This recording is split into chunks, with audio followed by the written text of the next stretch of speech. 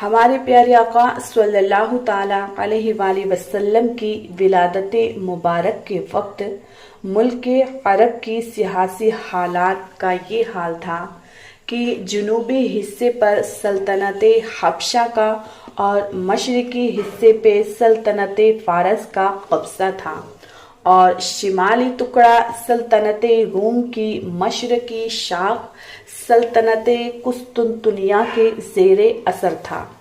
اندرون ملک بازوم خود ملک عرب آزاد تھا، لیکن اس پر قبضہ کرنے کے لیے ہر ایک سلطنت کوشش میں لگی ہوئی تھی اور در حقیقت ان سلطنتوں کی باہمی رقابتوں ہی کے طفیل میں ملک عرب آزادی کی نعمت سے بہرہ ور تھا۔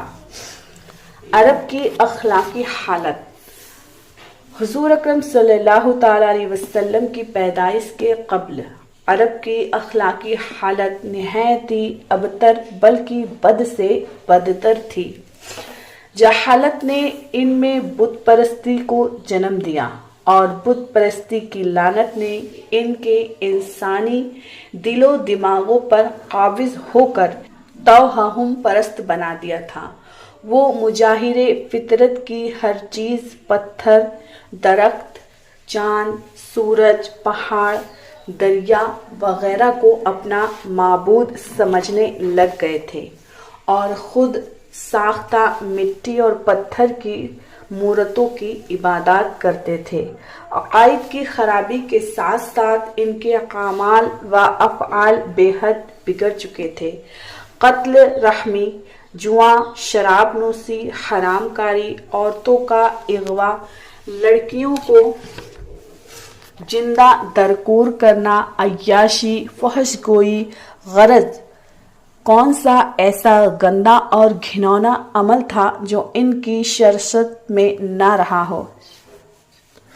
چھوٹے بڑے سب کے سب گناہوں کے پتلے اور پاپ کے پہاڑ بنے ہوئے تھے۔ حضور صلی اللہ تعالیٰ علیہ وسلم کی تشریف آوری سے قبل عورتوں کا اسلام میں حال۔ اسلام سے پہلے عورتوں کا حال بہت خراب تھا۔ دنیا بھر میں عورتوں کی کوئی عزت و وقعت ہی نہیں تھی۔ مردوں کی نظر میں اس سے زیادہ کوئی حیثیت ہی نہیں تھی کہ وہ مردوں کی نفسانی خواہش پوری کرنے کا ایک کھلونا ماتر تھیں۔ عورتیں دن رات مردوں کی قسم قسم کی خدمت کرتی تھیں اور طرح طرح کے کاموں سے یہاں تک کہ دوسروں کی محنت مزدوری کر کے جو کچھ کماتی تھیں وہ بھی مردوں کو دے دیا کرتی تھیں، مگر ظالم مرد پھر بھی ان عورتوں کی کوئی قدر نہیں کرتے تھے، بلکہ جانوروں کی طرح ان کو مارتے پیٹتے تھے۔ ذرا سی بات پر عورتوں کے کان، ناک وغیرہ اعضاء کاٹ لیے جاتے تھے اور کبھی کبھی قتل بھی کر ڈالتے تھے۔ عرب کے لوگ لڑکیوں کو زندہ دفن کر دیا کرتے تھے اور باپ کے مرنے کے بعد ان کے لڑکے جس طرح باپ کی جائیداد اور سامان کے مالک ہو جایا کرتے تھے، اسی طرح اپنے باپ کی بیویوں کے بھی مالک بن جایا کرتے تھے اور ان عورتوں کو زبردستی لونڈیاں بنا کر رکھ لیا کرتے تھے۔ عورتوں کو ان کے ماں باپ، بھائی بہن یا شوہر کی میراث سے کوئی حصہ نہیں ملتا تھا، نہ عورتیں کسی چیز کی مالک ہوا کرتی تھیں۔ عرب کے بعض قبیلوں میں یہ ظالمانہ دستور تھا کہ بیوہ ہو جانے کے بعد عورتوں کو گھر سے باہر نکال کر ایک چھوٹے سے تنگو تاریخ جھوپڑے میں 1 سال تک قید میں رکھا جاتا تھا۔ وہ جھوپڑے سے باہر نہیں نکل سکتی تھی، نہ غسل کرتی تھیں، نہ کپڑے بدلتی تھیں۔ بہت سی عورتیں تو گھٹ گھٹ کر ہی مر جایا کرتی تھیں، اور جو زندہ بچ جاتی تھیں تو 1 سال کے بعد ان کے آنچل میں اونٹ کی مینگنیاں ڈال دی جاتی تھی، اور ان کو مجبور کیا جاتا تھا کہ وہ کسی جانور کے بدن سے اپنے بدن کو رگڑیں، پھر سارے شہر کا اسے گندے لباس میں چکر لگائے، اور ادھر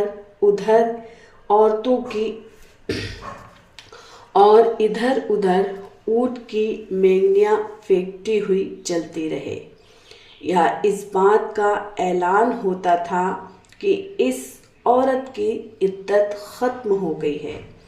اسی طرح کی دوسری بھی طرح طرح کی خراب اور تکلیف دہ رسمیں بھی تھیں جو غریب عورتوں کے لیے مصیبتوں اور بلاؤں کا پہاڑ بنی ہوئی تھیں، اور بیچاری مصیبت کی ماری عورتیں گھٹ گھٹ کر اور رو رو کر اپنی زندگی کے دن گزارتی تھیں۔ اور ہندوستان میں تو بیوہ عورتوں کے ساتھ ایسے دردناک ظالمانہ سلوک کیے جاتے تھے کہ جن کو سوچ سوچ کر کلیجہ منہ کو آتا ہے۔ ہندو دھرم میں ہر عورت کے لیے فرض تھا کہ وہ زندگی بھر قسم قسم کی خدمتیں کر کے پتی پوجا یعنی شوہر کی پوجا کرتی رہے، اور شوہر کی موت کے بعد اس کی چتا کے آگ کے شعلے پر زندہ لیٹ کر ستی ہو جائے، یعنی شوہر کی لاش کے ساتھ زندہ عورت بھی جل کر راکھ ہو جائے۔ غرض پوری دنیا میں بے رحم اور ظالم مرد عورتوں پر ایسے ایسے ظلم و ستم کے پہاڑ توڑتے تھے کہ ان ظلموں کی داستان سن کر ایک درد مند انسان کے سینے میں رنج و غم سے دل ٹکڑے ٹکڑے ہو جاتا ہے۔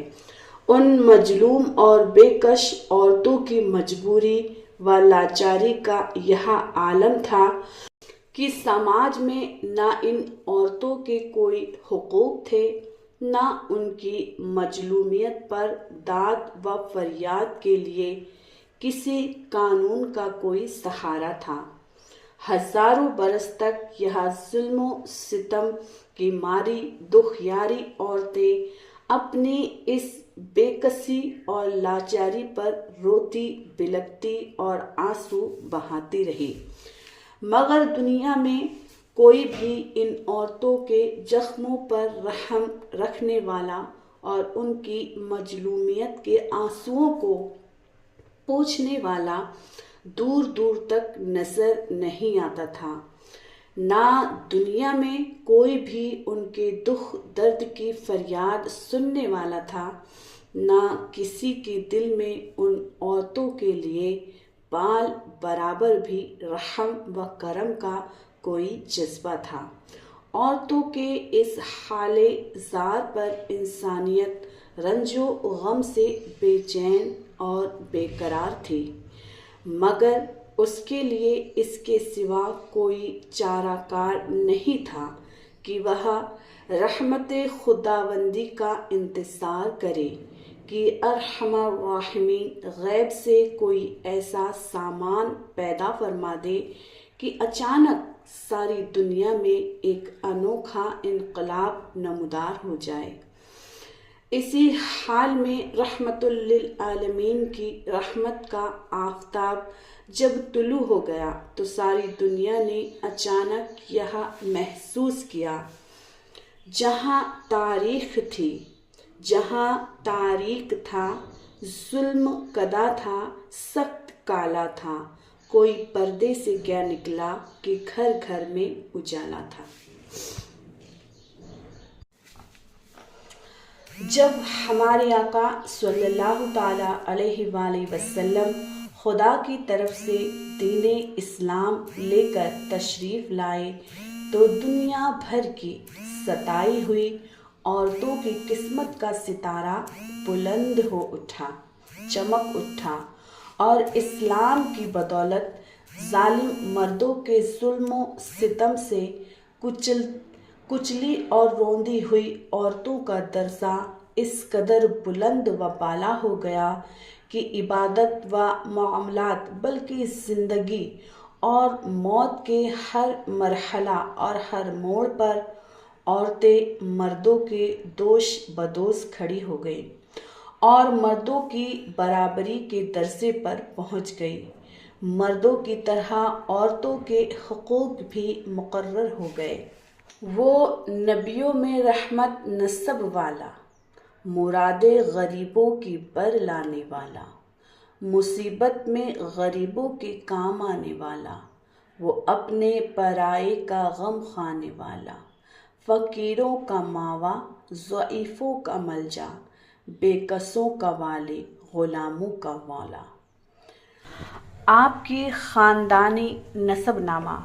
حضور اقدس صلی اللہ تعالیٰ علیہ وسلم نسب شریف والد ماجد کی طرف سے یہ ہے کہ حضرت محمد صلی اللہ تعالیٰ علیہ وسلم بن عبداللہ بن عبد المطلب بن ہاشم بن عبد مناف بن کسی بن قلع بن مرہ بن قاب بن لوی بن غالب بن فہر بن مالک بن نصر بن کنان بن خزیمہ بن مدرک بن الیاس بن مصر بن نزار بن مقات بن عدنان، اور والدہ ماجدہ کی طرف سے حضور صلی اللہ تعالیٰ علیہ وسلم کی سجرہ شریف یہ ہے: حضرت محمد صلی اللہ تعالیٰ علیہ وسلم بن آمنہ بنت وہاب بنت عبد مناف بن زہرہ بن قلع بن مرہ۔ خاندانی شرافت۔ حضور اکرم صلی اللہ تعالیٰ علیہ وسلم کا خاندان و نسب و شرافت میں تمام دنیا کے خاندانوں سے اشرف و اعلیٰ ہے، اور یہ وہ حقیقت ہے کہ آپ صلی اللہ تعالیٰ علیہ وسلم کے بدترین دشمن کفار مکہ بھی کبھی اس کا انکار نہ کر سکے۔ ابو سفیان نے جب وہ کفر کی حالت میں تھے بادشاہ روم ہرقل کے بھرے دربار میں اس حقیقت کا اقرار کیا، یعنی حضور صلی اللہ تعالیٰ علیہ وسلم عالی خاندان ہیں، حالانکہ اس وقت وہ آپ صلی اللہ تعالیٰ علیہ وسلم کے بدترین دشمن تھے اور چاہتے تھے کہ اگر ذرا بھی کوئی گنجائش ملے تو آپ صلی اللہ تعالیٰ علیہ وسلم کی ذات پاک پر کوئی عیب لگا کر بادشاہ روم کی نظروں سے آپ کا وقار گرا دے۔ مسلم شریف کی روایت میں ہے کہ اللہ تبارک و تعالیٰ نے حضرت اسماعیل علیہ السلام کی اولاد میں سے کنانہ کو برگزیدہ بنایا اور کنانہ میں سے قریش کو چنا اور قریش میں سے بنی ہاشم کو منتخب فرمایا اور بنی ہاشم میں سے مجھ کو چن لیا۔ حضور اکرم صلی اللہ تعالیٰ علیہ وسلم کا خاندان اس قدر بلند مرتبہ ہے کہ کوئی بھی حسب و نسب والا اور نعمت و بزرگی والا آپ صلی اللہ تعالیٰ علیہ وسلم کی مثل نہیں۔ اب جانتے ہیں قریش۔ حضور اقدس صلی اللہ تعالیٰ علیہ وسلم کے خاندان نبوت میں سبھی حضرات اپنی گوناگوں خصوصیات کی وجہ سے بڑی نامی غرامی ہیں، مگر چند ہستیاں ایسی ہیں جو آسمان فضل و کمال پر چاند تارے بن کر چمکے۔ ان با کمالوں میں سے فہر بن مالک بھی ہیں۔ ان کا لقب قریش ہے اور ان کی اولاد قریشی یا قریش کہلاتی ہے۔ فہر بن مالک قریش اس لیے کہلاتے ہیں کہ کہ قریش ایک سمندری جانور کا نام ہے جو بہت ہی طاقتور ہوتا ہے اور سمندری جانوروں کو کھا ڈالتا ہے۔ یہ تمام جانوروں پر ہمیشہ غالب ہی رہتا ہے، کبھی مغلوب نہیں ہوتا، چونکہ فہر بن مالک اپنی شجاعت اور خودداد طاقت کی بنا پر تمام قبائل عرب پر غالب تھے، اسی لیے تمام اہل عرب ان کو قریش کے لقب سے پکارنے لگا۔ ہاشم، حضور اکرم صلی اللہ تعالیٰ علیہ وسلم کے پردادا ہاشم بڑی شان و شوکت کے مالک تھے۔ ان کا اصلی نام عمرو تھا۔ انتہائی بہادر، بے حد سخی اور اعلیٰ درجے کے مہمان نواز تھے۔ ایک سال عرب میں بہت سخت قحط پڑ گیا اور لوگ دانے دانے کو محتاج ہو گئے، تو یہ ملک شام سے خشک روٹیاں خرید کر حج کے دنوں میں مکہ پہنچے اور روٹیوں کا چورا کر کے اونٹ کے گوشت کے شوربے میں سرید بنا کر تمام حاجیوں کو خوب پیٹ بھر کھلایا۔ اس دن سے لوگ ان کو ہاشم، روٹیوں کا چورا کرنے والا کہنے لگے۔ یہ عبد مناف کے سب لڑکوں میں سے بڑے اور باصلاحیت تھے، اس لیے عبد مناف کے بعد کعبہ کے متولی اور سجادہ نشین ہوئے۔ بہت حسین و خوبصورت اور وسیع تھے۔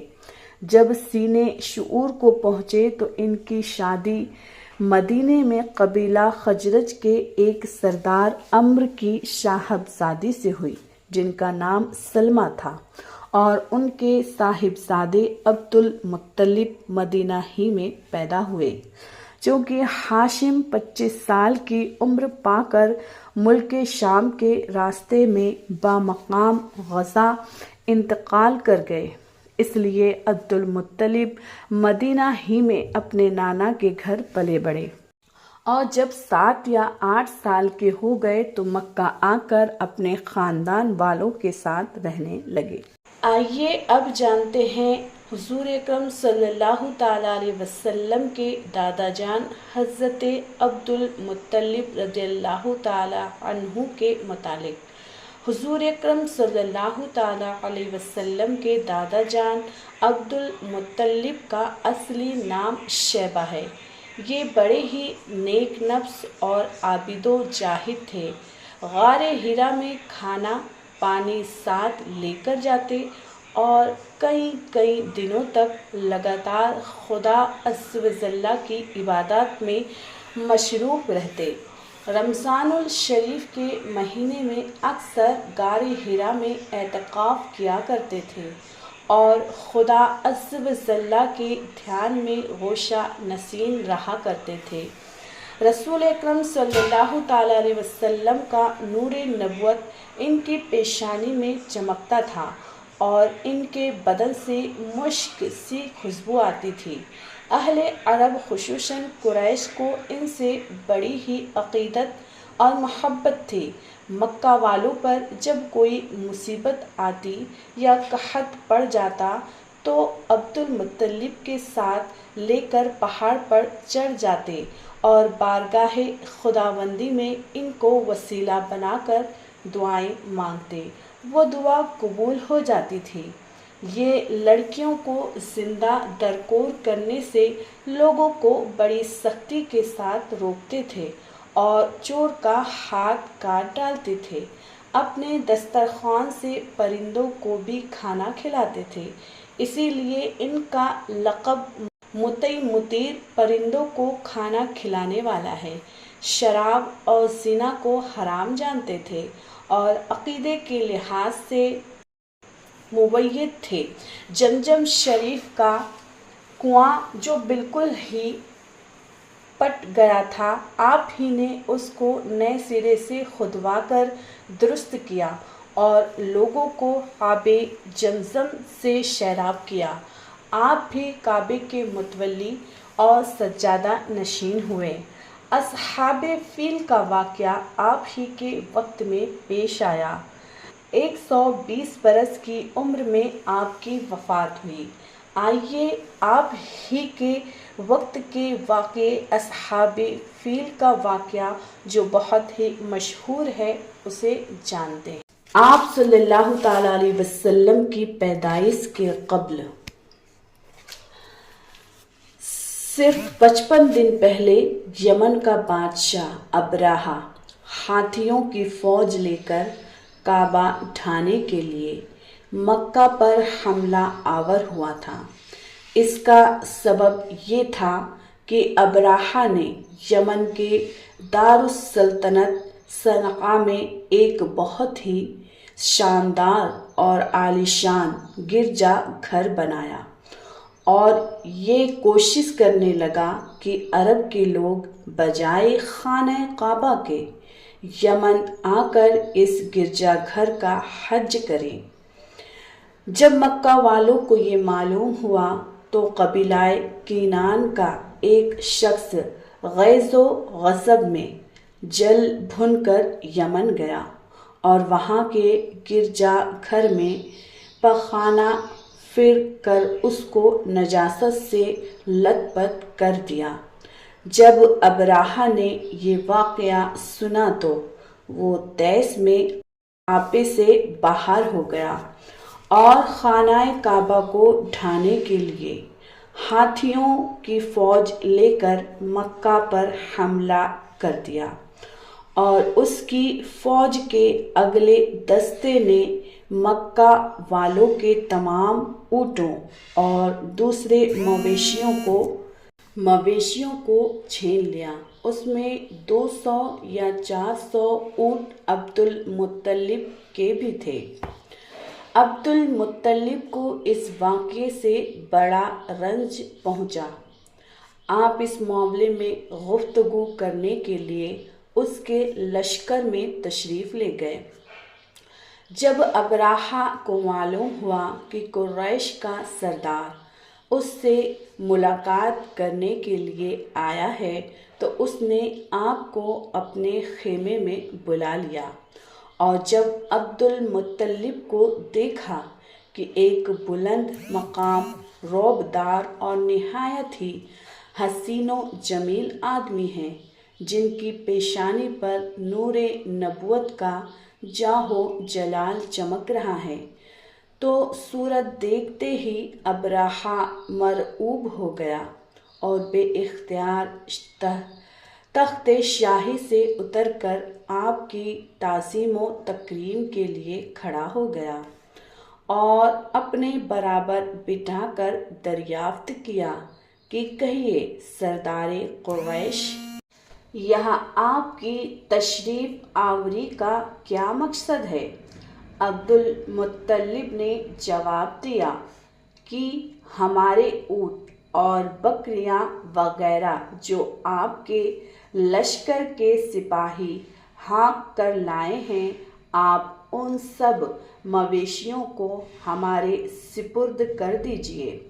یہ سن کر ابراہا نے کہا کہ اے سردار قریش، میں تو یہ سمجھتا تھا کہ آپ بہت ہی حوصلہ مند اور شاندار آدمی ہیں، مگر آپ نے مجھ سے اونٹوں کا سوال کر کے میری نظروں میں اپنا وقار کم کر دیا۔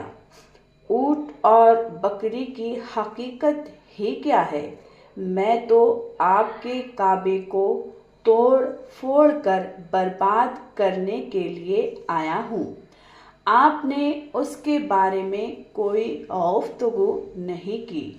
عبد المطلب نے کہا کہ مجھے تو اپنے اونٹوں سے مطلب ہے، کعبہ میرا گھر نہیں ہے بلکہ وہ خدا کا گھر ہے، وہ خدا اپنے گھر کو بچا لے گا، مجھے کعبے کی ذرا بھی فکر نہیں ہے۔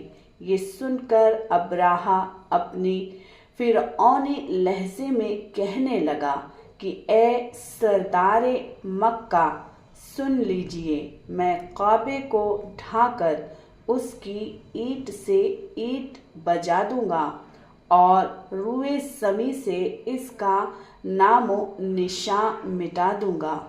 کیونکہ مکہ والوں نے میرے گرجا گھر کی بڑی ہی بے حرمتی کی ہے، اس لیے میں اس کا انتقام لینے کے لیے کعبے کو مسمار کر دینا ضروری سمجھتا ہوں۔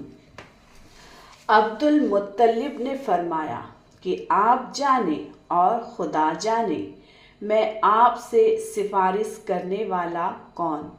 اس گفتگو کے بعد ابراہہ نے تمام جانوروں کو واپس کر دینے کا حکم دے دیا اور عبد المطلب تمام اونٹوں اور بکریوں کو ساتھ لے کر اپنے گھر چلے آئے اور مکہ والوں سے فرمایا کہ تم لوگ اپنے اپنے مال مویشیوں کو لے کر مکہ سے باہر نکل جاؤ اور پہاڑوں کی چوٹیوں پر چڑھ کر اور دروں میں چھپ کر پناہ لو۔ مکہ والوں سے یہ کہہ کر پھر خود اپنے خاندان کے چند آدمیوں کو ساتھ لے کر خانہ کعبہ میں گئے اور دروازے کا حلقہ پکڑ کر انتہائی بے قراری اور گریہ وزاری کے ساتھ دربار باری میں اس طرح دعا مانگنے لگے: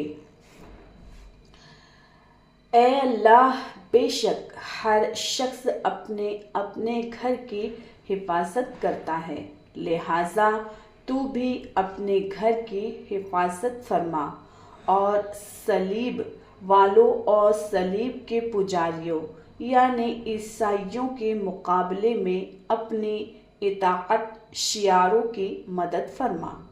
عبد المطلب نے یہ دعا مانگی اور اپنے خاندان والوں کو ساتھ لے کر پہاڑ کی چوٹی پر چڑھ گئے اور خدا کی قدرت کا جلوہ دیکھنے لگے۔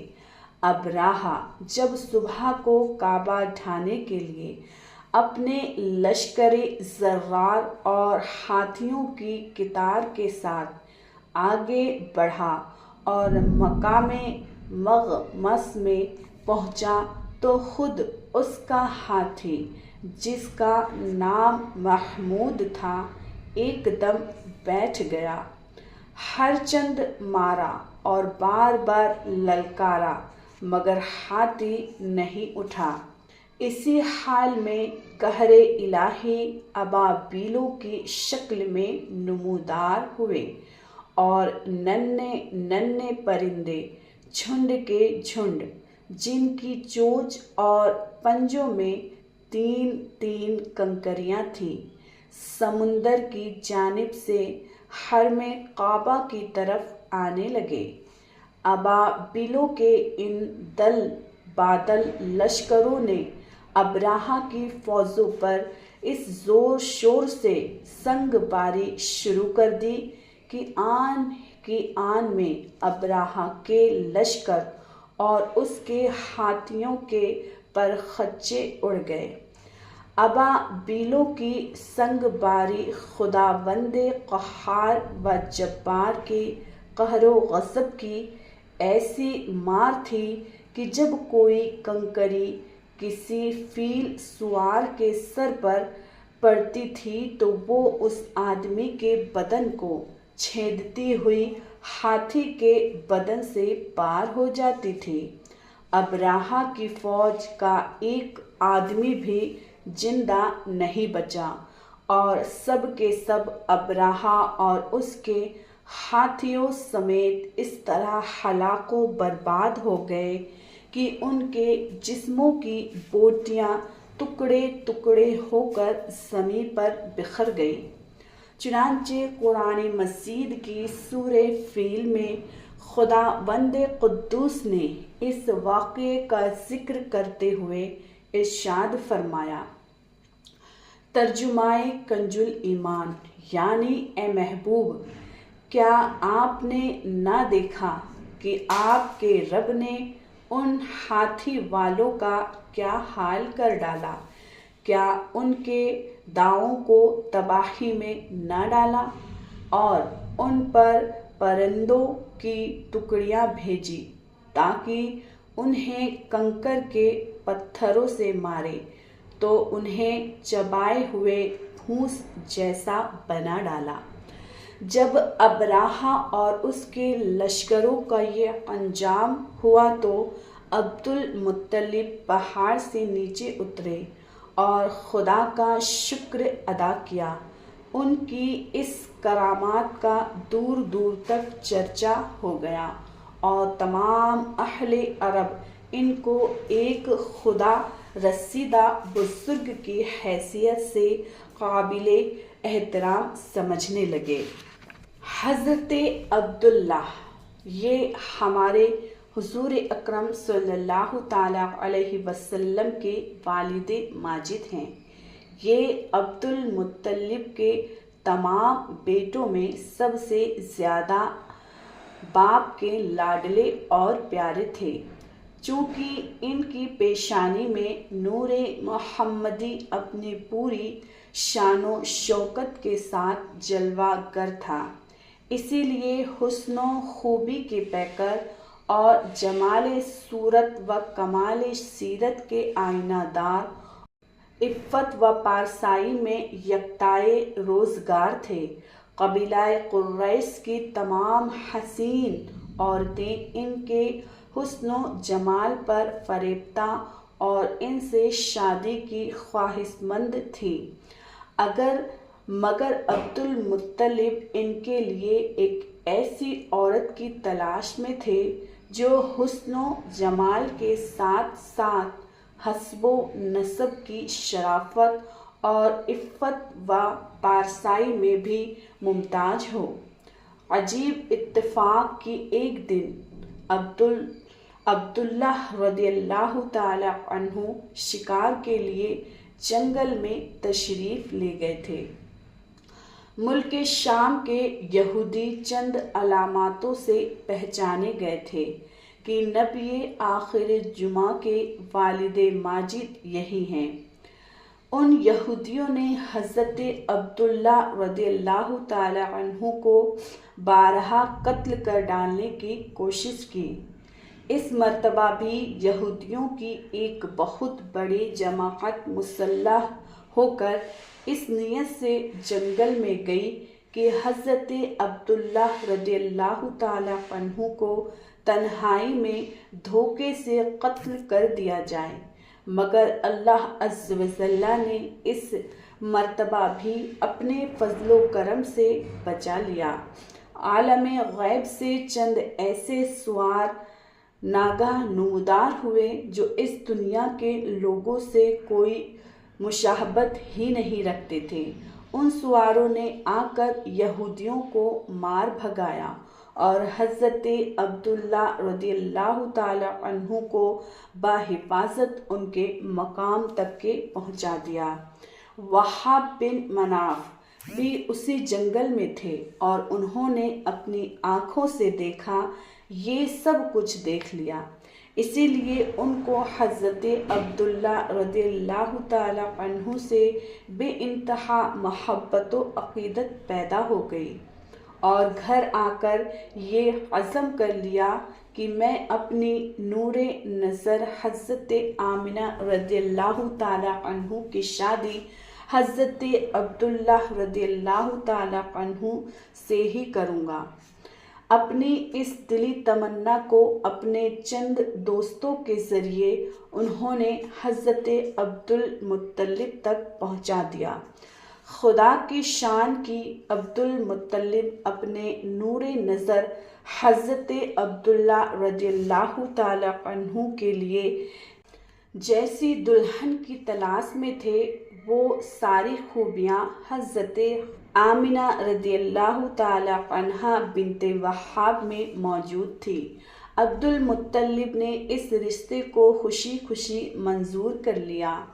24 سال کی عمر میں حضرت عبداللہ رضی اللہ تعالی عنہ کا حضرت بی بی آمنہ رضی اللہ تعالی عنہا سے نکاح ہو گیا اور نور محمدی حضرت عبداللہ رضی اللہ تعالی عنہ سے منتقل ہو کر حضرت بی بی آمنہ رضی اللہ تعالی عنہا کے شکم اطہر میں جلوہ گر ہو گیا، اور جب حمل شریف کو 2 مہینے پورے ہو گئے تو عبد المطلب نے حضرت عبداللہ رضی اللہ تعالی عنہ کو کھجوریں لینے کے لیے مدینے بھیجا، تجارت کے لیے ملک شام روانہ کیا۔ وہاں سے واپس لوٹتے ہوئے مدینے میں اپنے والد کے ننہال بنو عدی بن نجار میں 1 ماہ بیمار رہ کر 25 برس کی عمر میں ہی وفات پا گئے اور وہیں دار نابغہ میں مدفن ہوئے۔ قافلے والوں نے جب مکہ واپس لوٹ کر عبد المطلب کو حضرت عبداللہ رضی اللہ تعالی عنہ کی بیماری کا حال سنایا تو انہوں نے خبرگیری کے لیے اپنے سب سے بڑے لڑکے حارث کو مدینے بھیجا۔ ان کے مدینے پہنچنے سے قبل ہی حضرت عبداللہ رضی اللہ تعالی عنہ راہ ملک بقا ہو چکے تھے۔ حارث نے مکہ واپس آ کر جب وفات کی خبر سنائی تو سارا گھر ماتم قدا بن گیا اور بنو ہاشم کے ہر گھر میں ماتم برپا ہو گیا۔ خود حضرت آمنہ رضی اللہ تعالی عنہ نے اپنے مرحوم شوہر کا ایسا پردرد مرثیہ کہا ہے جس کو سن کر آج بھی دل درد سے بھر آتا ہے۔ روایت میں ہے کہ حضرت عبداللہ رضی اللہ تعالی عنہ کی وفات پر فرشتوں نے غمگین ہو کر بڑی ہی حسرت کے ساتھ یہ کہا کہ الہی تیرا نبی یتیم ہو گیا۔ حضرت حق نے فرمایا کیا ہوا، میں اس کا حامی و حافظ ہوں۔ تو حضرت آمنہ رضی اللہ تعالی عنہا کے لیے یہ غم کسی طوفان سے کم نہیں۔ وہ اپنے پہلے بچے کی امید میں تھیں اور اب ایک دم اکیلی، آنکھوں سے آنسو بہتے ہیں، دل میں درد ہے، لیکن صبر اور توکل کے ساتھ وہ اپنے انجنے بچے کی پرورش کا ارادہ کرتی ہیں، اور پھر کچھ مہینوں بعد وہ روشنی اس دنیا میں آتی ہے جو ساری دنیا کے لیے رحمت بن جاتی ہے۔ ہمارے پیارے آقا صلی اللہ تعالی علیہ وسلم۔ جانیں گے اگلی ویڈیو میں آپ کی طویل گفتگو اور طویل واقعات۔ جزاک اللہ خیرہ۔